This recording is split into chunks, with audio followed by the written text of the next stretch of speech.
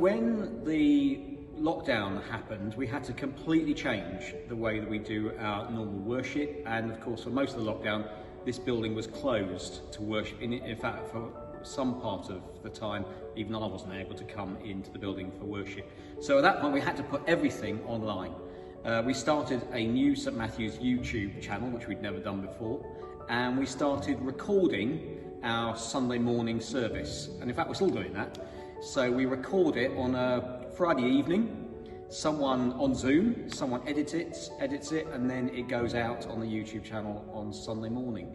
And then also during the week we generally have shorter services of prayer and Bible reading, which we call morning and evening prayer. So again, that went online. So we started doing morning and evening prayer Monday to Friday with us recording it on Zoom, and then it will go up morning prayer at 9 o'clock in the morning and evening prayer at 5 o'clock in the evening. It then changed over the months, of course. From the beginning of July, churches and other places of worship were able to open in a limited way. So later on in July, we began a Sunday afternoon service of Holy Communion. Until then, we'd had to suspend any services of Holy Communion. From the beginning of July, we do a Sunday afternoon 3 o'clock service. Of course, we have to distance people, so the capacity here, instead of the usual nearly 200, is about 30, and people have to sit 2 meters apart, they have to wear masks, and we have communion. We give people the bread, but apart from me or whoever's leading the service, none of the congregation are able to receive wine, which is a great sadness for all Christians, because communion is so much an essential part of our worship. And so much else we've been doing in terms of worship online. We have St Matthew's School, which is right next door to us here, and in normal times the school children are in here every Wednesday for worship. So again, that's had to go online. So all through when the school was closed entirely, and since the school's gone back, I and a team of other people record a weekly active school worship, and again that goes to the school, it goes onto YouTube, and it usually goes onto the school's Facebook page.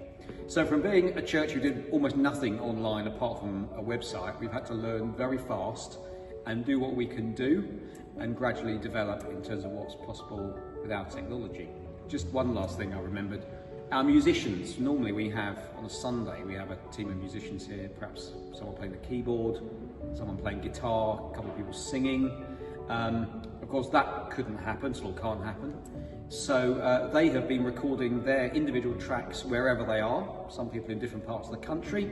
That all gets edited together and that goes into our recorded Sunday morning service, none of which we've done before. So it's been a huge learning curve of trying to do what we can to maintain our worship and go online.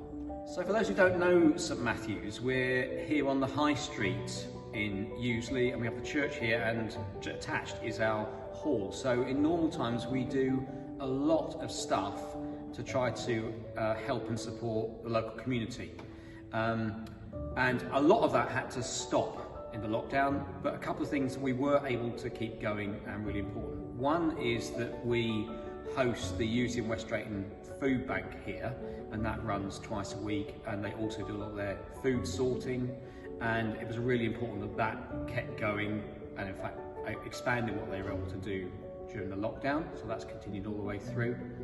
And we also host Doorway, which is a benefit and advice service run from Bell Farm Christian Centre, but also with staff from here, and that also has kept running all the way through. It had to adapt, some more of the advice had to be done over the phone, and of course when people were coming in they had to be distanced, but we made sure that when nothing else was happening in the building, those two things were happening. So we've had some church members, for example, who are creative and artistic, have produced cards to send to the people who would normally come to the cafes, just to say we're thinking of you and we're praying for you. And we also on one occasion sent to one of the care homes. We normally send people a load of food so they could have a sort of afternoon tea during the summer. And we also have a pastoral care group here at St Matthew's called Companions, and where possible they've been trying to keep in touch with people by phone. So that also has been able to just carry on in a small way. So it's been a big challenge for us, but equally it's an essential part of who we are as a church, that we are here for our community and trying to serve people as best we can. So I hope that gives a bit of a flavour of what these last few months have been like in terms of our community activities.